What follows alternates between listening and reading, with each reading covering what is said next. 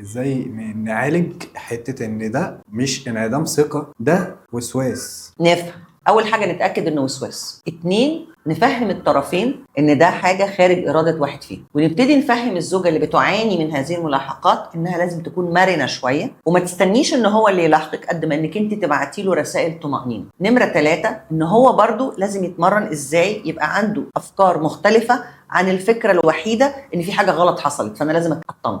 فده بيحتاج علاج نفسي للزوج. لكن بالنسبه للزوجه في المثل اللي احنا قلناه بنبقى عايزينها انها تبقى فاهمه ايه طبيعه الموضوع. 2، ازاي تتمرن على انها تدي رسائل طمانينه، لان بعض الزوجات من كتر ما هو بيلاحقها تروح قافله التليفون.